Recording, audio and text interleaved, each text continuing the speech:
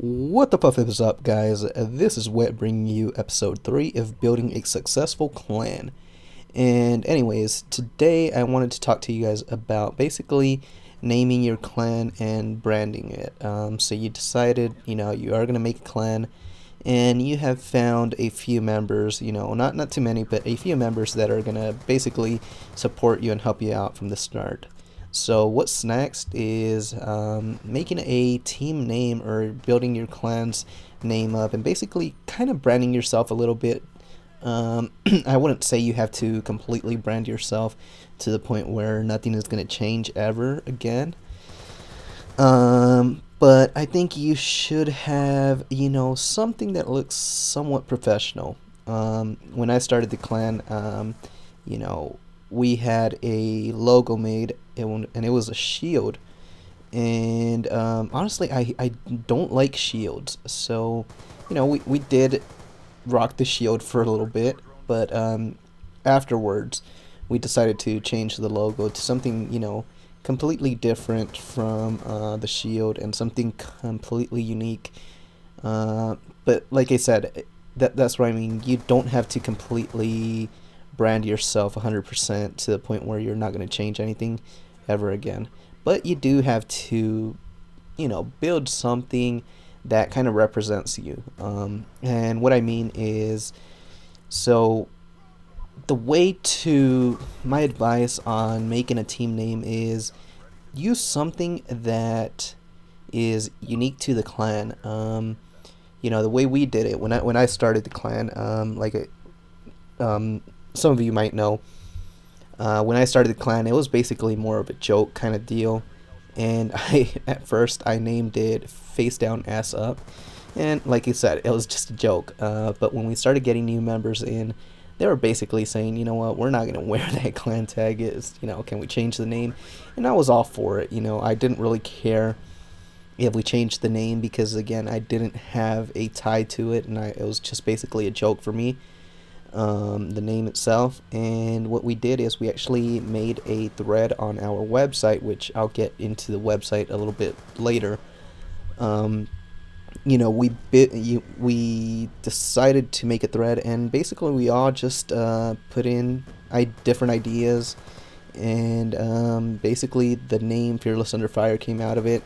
I looked it up, made sure that it wasn't a common name, because I think the big thing that a lot of clans mess up on is that they go out there and make a team or a name, and they pick a very common name in where, there's like 100 clans with the same name out there, and you should try and make a name that is not known or is not commonly used, and hopefully there isn't any other clan out there that's using this name. For example, Fearless Under Fire was not, there's no other clan using that name, so that's why we decided to go ahead and go with that. And also it fit us because Fearless Under Fire, it kind of involves that we don't, we're fearless in any gunfight basically, and we'll step up to the challenge. And so we really like the meaning of it. So make something that is special for you and and your team and your clan, and that's not being used by any other clan, like I said, because if not, I mean, it's really hard to just set yourself apart. And also you want to be original. You want to be something completely different from everyone else, and I think that's what's going to set you apart from basically branding yourself. You're going to be different from all those clans out there that have the same name. Anyways, the next thing I wanted to say was a good way to brand yourself is building a website. Websites are a good way of showing your logo, kind of having showing the colors that you use. Like we use black, red, gray, and white. Basically those are like our colors. Those we branded ourselves and those are the colors we basically use for our logo and our website. And so a website's a great way to brand yourself. just because it gives you a way of basically just setting yourself apart from every other clan out there, because there's plenty of clans out there that don't have websites. And I'll get into the website on another episode, what it's good for, but everyone should have, if you're gonna build a clan and you really want it to be a successful clan and you want it to stand out from the rest, a website's a great way to do it. And it's a great way to brand yourself, like I said, because you could use your colors, you could use different, and again, try and make it different from all the other websites.